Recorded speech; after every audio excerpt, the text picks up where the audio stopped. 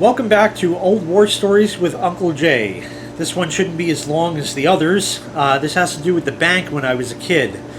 We had at the bank nearest the house was called the Williamsburg Savings Bank. They've since gone out of business. And there's a couple of tie-ins, which of course is going to make the story a lot longer than it's supposed to. In this shopping center, strip mall kind of thing, there were actually two banks. There was the Williamsburg at this end, and there was a chemical bank at the other end. No, not those kind of chemicals. It was the name of a bank. Chemical Bank was a bank back in the day.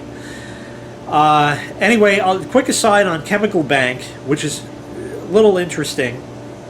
That was at the corner at the opposite end, and Williamsburg was at this end. The Chemical Bank had a night deposit box, this big metal thing or whatever. And anyway, years down the road, I think my dad actually had an account there at one point, but they closed up and got funds transferred and blah blah. Anyway, they closed up and it sat vacant for years, and finally some store was going to go in there. I don't remember exactly what it was that was going to go in there, or if they ultimately did go in there or something. But basically what had happened was they were trying to remove the night deposit box thing, and it was like bolted in and steel, and so you can't just break in the fucking bank. It was serious heavy duty stuff. So anyway, what happened was they were using like a torch to cut this shit out, and apparently some sparks had flown and went into the ducts there was some sort of ventilation duct that went to this entire strip of stores going all the way, and it caught on fire. And this was like one of the first fires I ever experienced, even though it had nothing to do with me. It was just nearby, and we would always go to that shopping center, and the smell from it was like I had never smelled that before. I didn't know much about this stuff. I was a young kid, I don't know, 10, 12, something in there, maybe. So it's a bit foreign to me, and then it was boarded up with particle board. I don't like the look of particle board to begin with, but whenever I see it, I always think back to those days. And back in the day when I actually had hair, there was a barbershop right next door to that. And the barbershop was there fucking forever. Guy probably opened in the 1970s. Maybe even before that. He had the old school mechanical cash register. He'd hit the button, cha-ching, and $8 haircut would come up in the window in the back, and then you'd pay him that and a tip, and that was that. And I used to get my haircut there. And that was in the old days. Oh, and he'd give you a lollipop when you left if you were a kid. Oh, those great times, yeah. Anyway, that was that, but the fire started, and the barbershop was right next door. Now, they didn't get burned down, but it like burned through the wall, or maybe the firemen chopped through the wall, and a lot of smoke damage, and they just like fucking ransacked the place. The chairs were smoke damaged. They were like knocked over. You could see in the window, and even the poor cash register was knocked over. This vintage fucking beautiful machine. I think they fixed it up, but I don't really remember exactly. So it turns out later on in the string of stores there, and I'll get back to the bank in a minute, I promise you, was a hair salon, a women's hair salon, and they had this little like waiting area in the front, and they were so nice. They said, listen, we're so sorry about what happened to your barbershop, and we know this is your business and this is how you make your living. Why don't you come and work in our store? And maybe they paid them, a sublet fee or something, or the landlord allowed it or something, so they could have their own little business in the front, and anybody who was going to the salon would just go in at their time and have to just stand and wait or something. And they did that, and it was very nice of them to do until they redid the barbershop up, and then they reopened. I think the guy has since retired. I don't know. My dad would know, but he doesn't have any hair either. I've come to terms with the fact that I'm going bald, but that's neither here nor there. So, the bank. The fucking bank. The Williamsburg Bank. The Williamsburg Bank We used to go to this strip mall, and all of the stores, except for the banks, had big 240 volt air conditioners over the door to the store. And some of these air conditioners, these were all old vintage fucking units. They had reciprocating compressors, 240 volts. They were serious shit here. And they got the place cool. It wasn't cold in there by any means. And there was one store that was actually like a double store, like they knocked down the dividing wall, and he had two of them going in there. That was pretty cool too. Anyway, so they had that, and the different stores did different things, because back in those days, they didn't just collect the condensate at the bottom and have a slinger to fucking rust out the machine. No, they had a drain on it like it's supposed to. Well, sometimes what would happen is the drain would drip on customers going in, and they'd walk in, and there's the shopkeeper. I just got dripped on by your AC. Oh, we're very sorry, ma'am.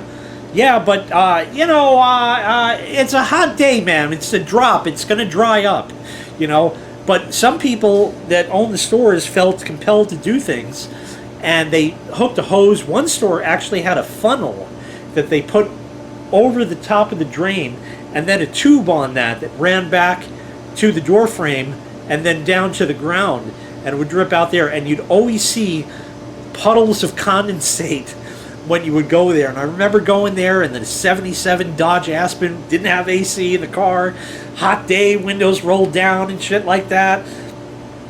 And I loved that car. That was a great car, and that was a car that I grew up with as a kid, so I have very fond memories of it.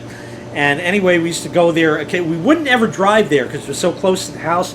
But if we were out and he had to stop there, then we would go with the car. And sometimes he'd get a haircut, then he'd go to the bank, then he'd go in the grocery store, get a couple of items, and then we go back home after 1,000 other fucking stores of shopping. But when I was a kid at the Williamsburg Bank, there was security. Security in the bank. Security in two forms. There were security cameras, these big metal fucking things. They were like this goddamn big, mounted on the wall, and had a red light on the front and a lens, and you could see the printing of the focal length on the lens. Big motherfucking things. They had to be from the 70s. And what that was hooked up to record, God only knows.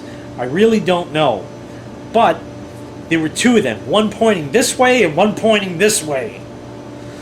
And if that weren't security enough, they had a guy in the bank, and he was a security guard. And he would just stand there all day in the bank. And he was the security guard, and he had a gun. In the bank was a security guard with a gun. You felt pretty safe in that bank compared to today. When you go to an ATM and just walking in, they've already scanned the RFID tags on everything you have, gotten your credit card number, and made purchases 1,000 miles away that you don't even know about till you get home. Fuck. Yeah, talk about identity theft. There was none of that shit going on back then. Well, there was, but not to the degree it is now. They made it too easy with these chip cards and all the other bullshit. There was a security guard, and the security guard, he didn't speak, or didn't speak much, but we'd be standing there, and out of nowhere, the security guard would come up to me, or me and my sister, or just her, she was just there, and he'd bend down, and he'd reach in his pocket, and he'd pull out a lollipop. It could be red, it could be yellow, it could be orange, it could be green, it could be purple. Doesn't matter what it was, he would pull out a lollipop. The kind where it was like a circle lollipop with a clear cellophane wrapper and the white stick about yay long. Just a plain old lollipop. The security guard in the bank who had a gun to protect people would give you a lollipop. Do you know what that's like as a kid? I walk into the bank now just needing to pull some money out of the ATM. Oh shit, is anybody coming? Oh fuck, is there anybody? Are there extra cameras? Is there a skimmer or a scanner somewhere? Oh my god, all this shit to steal your shit. Don't want to see your PIN number being punched in. Somebody will memorize the hand movements. All this shit. And there was a security guard in the bank, and he gave you a fucking lollipop as a kid. Oh man, good times. I wish they still had that. Some banks may still have that, but no, don't want security guards in a bank anymore. No, we have the bulletproof glass and all that. Don't worry about the customers getting taken hostage or anything. That could happen with the security guard anyway. Don't worry about the customer as long as the people back there are safe. And some banks had the bullshit one where the window is there, but it's all open on top, so you can stick a gun right around it and shoot the fucking teller. If you wanted to hold the bank up, you could do it.